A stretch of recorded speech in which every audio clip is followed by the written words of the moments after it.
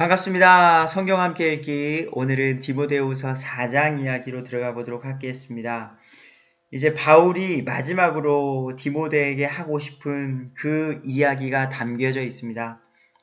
지금 감옥에 있고 감옥에 있는 가운데 사랑하는 아들 디모데에게 간절히 요청하고 바라는 그 메시지, 복음을 선포하라. 이 메시지가 들어가 있어요. 4장 1절, 그러므로 내가 하나님 앞과 주 예수 그리스도 앞에서 곧 친히 나타나실 때에 자신의 왕국에서 산자와 죽은 자, 모든 인류, 지금까지 이 세상에 거했던 산자와 죽은 자를 심판하실 분 앞에서 너에게 디모데에게 명하노니 말씀을 선포하라. 때에 맞든지 맞지 아니하든지 긴급히 하라. 바울은 감옥 속에서 AD 64년 로마대 화재로 기독교 탄압이 있는 가운데에서도 복음을 전하는 길을 멈추지 않았습니다. 그런 것처럼 디모데 너도 말씀을 긴급히 전하라는 거예요. 어떠한 상황이든지 모든 오래 참음과 교리로 책망하고 꾸짖고 권면하라. 모든 오래 참음, 예수님을 우리가 어느 누군가에게 전할 때 그 사람이 그 순간에 변화되는 일은 너무나도 보기 드문 일이죠. 형제님, 예수님께서 이 땅에 오신 이후 그가 병든 자를 고치시고 죽은 자를 일으키시고 죄가 없으심에도 십자가에 달려 죽으시면서까지도 우리를 위해 참으셨다는 것을 아십니까? 우리가 죄인이기 때문에 우리 안에 이 죄성, 그것들을 해결하시기 위해 대신 죽으신 그 예수님을 믿으시면 우리는 하나님의 자녀가 되는 겁니다. 그리고 그분은 승천하셔서 지금 하나님 나라에 계십니다. 우리의 처소를 준비하고 계십니다. 그 예수님을 같이 믿으시길 바랍니다. 이러한 복음의 메시지를 듣고서 바로 변화되는 건 너무 힘들다는 거죠. 사실임에도 불구하고요. 그래서 오래 참음이 우리에겐 필요해요. 그리고 교리로 책망하고 꾸짖고 권면하라. 지금 이 글은 디모데 목사님에게, 에베소를 치리하고 있는 목사님에게 쓴 거예요. 디모데 목사님에게. 그러니 그 교회 에베소에 있는 사람들에게 하나님의 복음을 전할 때 여러분, 술, 담배는 좋지 않습니다. 우리의 육신도 잘 건강하게 관리하는 게 하나님의 뜻입니다. 우리의 영적인 건강도 지키셔야 합니다. 말과 생각과 행동이 바르게 하셔야 돼요. 아내에게 잘하셔야 되고요. 자녀들에게 잘하셔야 되고요. 직장 생활 가운데 더 열심히 일하셔서 인정받으셔야 되고요. 우리의 삶으로 그리스도의 영광을 드러내셔야 합니다. 예수님을 믿는다 하면서 세상 속에서도 인정받지 못하고 가정도 슬퍼지고 어려움 속에 거하시면 덕이 되지 않습니다. 기도할 때에도 알지 못하는 언어가 아니라 알아들을 수 있는 말로 맑은 정신으로 또박또박 하나님께 기도하시는 겁니다. 찬양할 때에도 바른 멜로디와 바른 가사로 하나님을 찬양하시는 거고요. 이런 교리들로 꾸짖고 권면하라는 것입니다. 교리가 바르지 않으면요, 다 괜찮아요. 제사도 괜찮습니다. 여러분 술, 담배도 괜찮습니다. 어떠한 우상 형상들 만드셔도 괜찮습니다. 다른 종교의 이야기 다 괜찮습니다. 하나님께로 가는 길은 여러 가지가 있습니다. 심지어는 예수님이 아니어도 구원받을 수 있습니다. 이런 이야기를 우리가 들을 수 있다는 거죠. 바른 교리가 그래서 중요하다. 3절, 때가 이르리니, 마지막 때 하나님의 심판의 때가 이르리니 그들 하나님의 말씀을 거절하고 온전치 못한 삶을 사는 그 마지막 때의 사람들, 3장에서 말한 그 19가지의 하나님 사랑하기보다는 쾌락들을 더 사랑하는 자들, 그들이 건전한 교리를 견디지 못하며 결국 하나님의 진리를 선포하는 게 교회의 역할이라는 거예요. 근데 요즘 현대교회는 제 생각은 그렇고 제가 경험한 건 그렇습니다. 그러시면 안 됩니다 라는 말을 못 하시는 것 같아요. 하나님께서 말씀하신 그 분명한 틀, 사람에 대해서도 교회 내에서는 그러한 것들을 하시면 안 됩니다. 그런 말씀을 하시면 안 됩니다. 그런 소문, 그런 유언비어를 하시면 안 됩니다. 그것은 성경적으로 하나님의 뜻과 맞지 않습니다. 라는 말을 그들에게 심어줘야 돼요. 그래서 꾸짖고 책망하고 권면하라는 거예요, 교리에. 근데 이런 걸 안 하다 보니까 건전한 교리? 너는 얼마나 잘났는데, 너는 얼마나 깨끗한데, 만약에 목회자로서 실수한 모습이 보였다면 회개하고 반성하시고 다시 쓰시면 돼요. 근데 잘못했는데 그거를 누군가가 안다면 그분은 그것을 알고 있는 사람 앞에서는 이제는 그런 말을 못하게 돼요. 당신도 불법을 행했지 않습니까? 라고 싸움이 일어나기 때문이에요. 그러니까 옳은 소리를, 옳은 성경 말씀을 전할 수가 없게 되는 거죠. 건전한 교리를 견디지 못하게 되는 거예요. 그래서 자기가 듣고 싶은 말만 듣기 위해서 그 뒷절, 귀가 간지러워 자기 욕심대로 자기를 위해 선생들을 쌓아두고 자기가 좋아하는 목회자들만 따라다니는 거예요. 축복 이야기만 하는 그 사람만 메시지를 찾는 거예요. 복 받을 것입니다. 부자 될 것입니다. 건강해질 것입니다. 이런 사람들만 쫓아가고 그 사람들의 메시지만 듣다 보니 결국에는 4절 진리로부터 귀를 돌이켜 꾸며낸 이야기들, 이런 걸 좋아하는 거예요. 그래서 지금 디모데에게 이런 자들로부터 돌아서라 라고 말을 하고 있습니다. 자기와 맞는 사람을 찾지 마십시오. 성경을 있는 그대로 전하는 목회자를 찾는 게 우리가 사는 비결입니다. 한때 목적이 이끄는 삶이라는 리고렌 목사님이 유명했었죠. 근데 그 교회가 지금 그런 걸로 유명했어요. 어떤 교회를 원하십니까? 자, 어떤 음악을 듣고 싶으세요? 어떤 교회 서비스를 받고 싶으세요? 설문지를 돌리는 거예요. 그래서 그 지역 커뮤니티 가운데 어떤 복음을 전하고 하나님께서 말씀하신 그런 것들이 아니라 여러분들이 듣고 싶은 찬양, 여러분들이 입고 싶은 옷의 복장, 여러분들이 하고 싶은 어떤 그런 컨텐츠, 그런 것들을 조사해서 운영되어지는 거예요. 근데 이건 교회가 아니라는 거죠. 아니라는 거예요.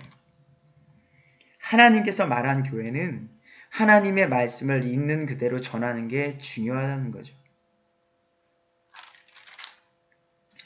5절에 그러나 너는 모든 일에서 깨어있고, 자, 디모데 너는 모든 일에서 잠을 자지 말라는 거 아니죠. 영적으로 깨어있어서 무엇이 옳고 그른지를 분별하라는 거예요. 좋아 보이나 많은 사람들이 모인다 할지라도 하나님의 뜻이 아니라면 그곳에는 하나님의 영이 없는 거예요. 하나님께서 허락하신 교회가 아닌 거예요. 고난을 견디며 복음의 전도자의 일을 행하고 너의 사역을 온전히 입증하라. 고난을 견디면서 바른 교리를 전파하면서 전도자의 일을 쉬지 않고 행하면서 너의 사역을 온전히 입증하라는 거예요. 그러니까 믿음은 삶으로 나타내고 바른 교리를 가르침으로 드러나게 돼 있다는 거죠. 이제 내가 바울이 내 자신을 헌물로 드릴 준비가 되었고 나의 떠날 때가 가까이 이르렀도다. 순교를 말하고 있는 거예요. 내가 열심히 복음 전하다가 나 이제 죽을 때가 된 것 같다. 디모데, 그러니까 내 뒤를 이어서 네가 바른 복음을 전해주길 바란다. 내가 선한 싸움을 싸우고 나의 달려갈 길을 마치고 믿음을 지켰은즉 이후로는 나를 위하여 의의 관이 예비되었나니 곧 의로우신 심판자께서 그날에 그것을 나에게, 바울에게 주실 것이요, 나에게만 아니라 그분의 나타내심을 사랑하는 모든 자들에게도 주시리라. 아멘. 이제 나 죽어. 디모데, 나 이제 힘들고 병들어서 죽을 것 같아. 근데 하나님께서 나를 위해서 의의 관이 예비되어졌어. 그것으로 인해서 나는 힘을 얻고 너무나도 감사해. 그리고 너도 힘내. 그 의의 관은 나에게뿐만 아니라 그분 예수님의 다시 나타나심, 재림하심을 사랑하는 모든 자들에게도 주실 것이기 때문이야. 그 의의 관을 우리 같이 소망하자. 디모데, 너도 힘내. 9절, 디모데에게 개인적인 글이 쓰여집니다. 너 디모데, 곧 내게 오도록 힘쓰라. 데마는 현재 이 세상을 사랑하여 나를 버리고 데살로니가로 떠났다. 그러니까 데마 또한 함께 사역을 했던 친구지만 세상을 사랑하여 떠났고, 그레스게는 갈라디아로, 디도는 달마디아로 갔으며 오직 누가만 나와 함께 있느니라. 외롭다는 거죠. 외롭다는 거. 그래서 보고 싶다는 거고요. 마가를 취해 데리고 오라. 그가 사역을 위해 내가 유익하리라. 기억하시나요? 마가는 1차 전도여행 때 신뢰를 잃었던 친구였어요. 사도행전 15장 36절에서 41절에 이런 일이 있었죠. 1차 전도여행 때 바울이 바나바에게, 바나바, 형제, 우리가 주님의 말씀을 선포한 그 모든 도시로 다시 가서 그 우리 형제들을 방문하고 그들이 신앙생활을 어떻게 잘하고 있는지 우리 다시 한번 방문해보자. 라고 했을 때 바나바가 마가라는 요한을 데리고 가기로 결심을 해요. 그래서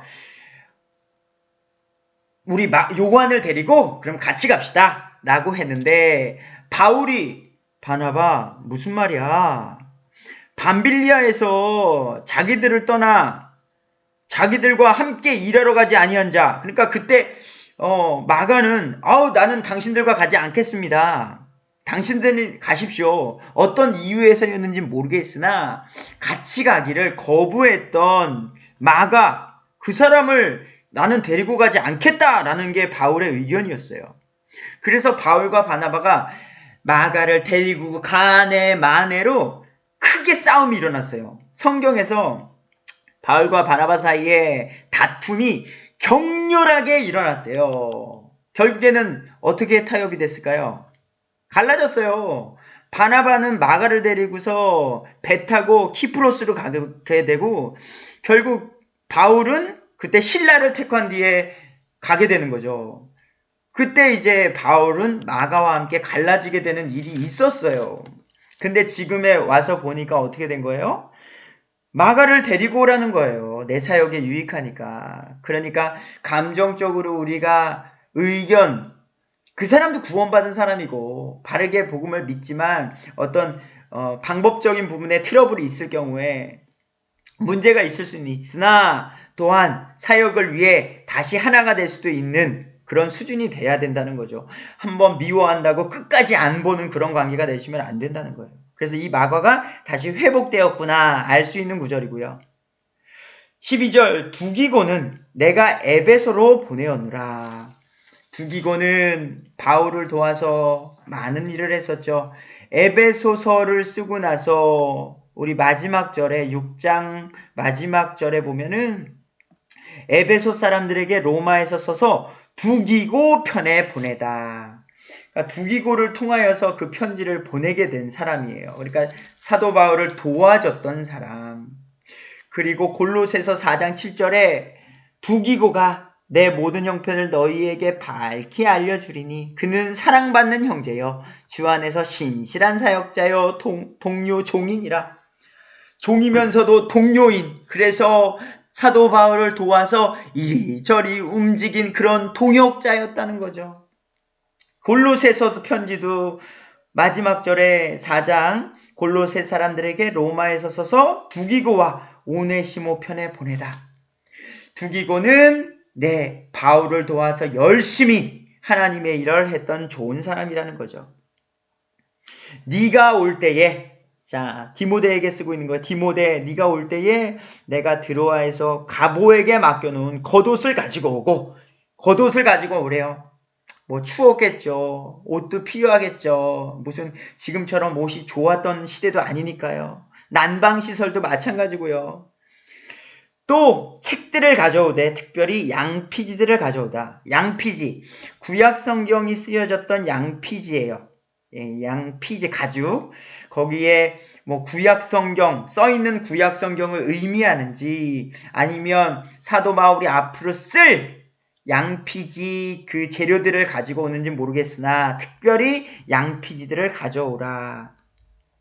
14절 구리 세공업자 알렉산더, 기억하세요. 디모데전서 1장 20절에 배도자였어요. 배도 후에 더 악한 일로 사도 바울을 공격했나 봐요. 구리 세공업자 알렉산더가 바울에게 많은 악을 행하였으니 주께서 그의 행한 대로 그에게 갚으시기를 원한다. 얼마나 화가 났으면 알렉산더만큼은 하나님이 벌하여 주시길 원한다 라고 편지까지 쓰는 거예요. 그리고 조심스럽게 15절 너도 그를 조심하라. 아주 위험한 사람이고 그 사람은 어떤 보여지게 너를 핍박하고 고난할 수 있는 나쁜 무시무시한 사람이니까 그를 조심하라.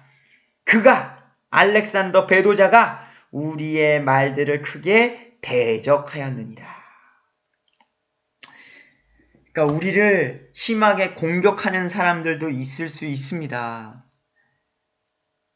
그때마다 우리는 하나님의 말씀을 기억하고 우리의 믿음의 발걸음을 가신 사도 바울을 생각하면서 힘을 얻고 때를 얻든지 못 얻든지 복음을 전해야 될 것이고요. 16절 내가 처음 답변할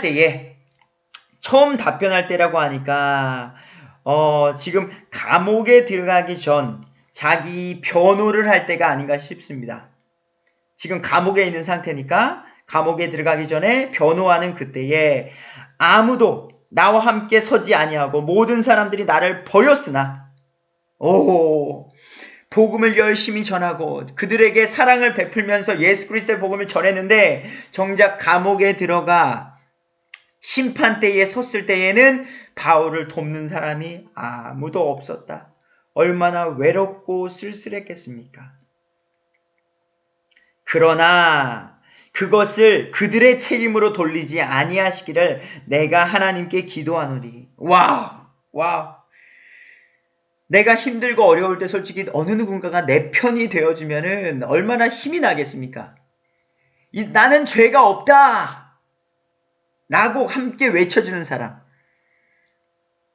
하지만 많은 사람이 나를 도와주지 아니하지만 그들에 대해서 그들을 책임으로 돌리지 아니하는 어떤 리더자의 모범, 관용에 대해서 디모데전서 3장이었나요? 감동의 자격에 이런 자격, 묵묵히 하나님의 길을 가는 그런 모습을 지금 사도 바울의 모습 속에서 우리는 들으며 감동을 느낍니다. 묵묵히 하나님의 길을 갈 수 있는 그러한 믿음이 저 또한 소유하고 싶습니다. 17절 그럼에도 불구하고 이러한 외로움, 많은 사람들의 배도, 배신, 그리고 이러한 고난받음에도 불구하고 주께서 나와 함께 서서 나를 강건하게 하셨으니 이것은 나로 말미암아 그 선포한 말씀이 온전히 알려져서 모든 이방인들이 듣게 하려 하심이라. 이렇게 사도 바울이 전했기에 지금 제가 이 말씀을 듣고 있는 거죠. 아멘. 복음이 전파되는 게 사도 바울의 온전한 목표였습니다. 내가 부자가 되고 박사가 되고 이 땅의 명예를 누리는 것이 아니라 온전한 하나님의 말씀이 선포되어지는 게 사도 바울의 목표였다는 거죠. 너무나도 감사드립니다. 내가 사자의 입에서 구출되었느니라. 결국 죽음에서 구출되었다는 거죠. 많은 경우에서 하나님께서 나를 지키셨다는 거죠. 사자의 입에서 구출되었다는 표현은 이때 당시 로마 경기장이에요. 아주 잔인한 시대였죠. 뭐 십자가 처형도 마찬가지고요. 지금은 사람을 죽일 때에 고통 없이 빨리 생명을 끊는 게 인권이라는 이유에서 사람의 생명을 빨리 끊습니다. 하지만 로마 시대에는요, 잔인하게 죽이는 거예요. 최대한 생명을 유지해서 고통스럽게 죽이는 극악 처형이 바로 십자가 처형이었어요. 그래서 예수 그리스도께서 피 흘림이 없은즉 죄 사함이 없다. 예수님께서 피 흘리신다는 그 예언의 성취는 오직 그 당시 로마 시대 당시에만 허락되어진 죽음의 방법이었죠. 사형의 방법. 지금 시대에 태어나면 피 흘려서 죽으시지 않으세요. 그러니까 하나님의 역사하심은 그에 맞는 때가 있다는 거죠. 그리고 이때 당시에는 원형 경기장에서 죄인들, 사자, 우리 콜로세움이라고 하나요? 원형 경기장. 그 안에 굶주린 사자들을 풀어놓고 죄인들을 거기다가 집어넣어서 잔인하게 물어뜯겨 죽는 것들을 사람들이 관람했다는 거죠. 아주 잔인하죠, 사람이. 물론 바울은 로마 시민권자였기 때문에 이런 원형 경기장에 사형이 집행되는 그런 면제권이 있습니다. 로마 시민권자였기 때문에. 하지만 이런 표현들은 사자의 입에서 구출되었다. 우리 다니엘 이야기에서도 사자굴에 들어간 이야기도 있지만 죽음에서 구출되었다라는 하나님의 표현을 기록한 것이에요. 주께서 나를 모든 악한 일에서 건져내시고 또 자신의 하늘 왕국에 이르기까지 보존하시리니 아멘. 그분께 영광이 영원 무궁토록 있기를 원하노라. 아멘. 브리스가와 아굴라와 및 오네시모로의 집안 사람들에게 문안하라. 에라스도는 고린도에 머물러 있으나 드로비모는 병들어서 밀레도에 남겨두었노라. 너는 겨울이 되기 전에 오도록 힘쓰라. 유블로와 부덴과 리노와 글라우디아와 모든 형제들이 너에게 인사하느니라. 주 예수 그리스도께서 네 영 디모데 영과 함께 하시기를 원하노라. 은혜가 너와 함께 있기를 원하노라. 아멘. 에베소 사람들의 교회에 첫째 감독으로 임명받은 디모데에게 보내는 둘째 서신을 바울이 네로 앞에 두 번째 불려나갈 때에 로마에서 써서 보내다. 감옥 안에서 사랑하는 아들 디모데를 다시 보고 싶은 심정으로, 그리고 바르게 그 가운데에서도 복음 전하는 걸 멈추지 않길 바라는 간절한 소망으로 이 편지를 썼다는 것을 기억하시면서 오늘도 우린 너무나도 감사한 환경 속에 있으니 오늘도 어느 누군가에게 예수 그리스도를 전하고 복음을 전하고 또는 말하실 용기가 아직은 없다면 그리스도인답게 온전히 살아가는 우리가 되길 간절히 축원합니다. 성경 함께 읽기는 우리 사랑하는 부모님을 위해서, 또한 우리 성경을 혼자 읽기 힘드신 분들을 위해서 함께하고 있습니다. 다음 성경 주제로 또 뵙겠습니다. 감사합니다.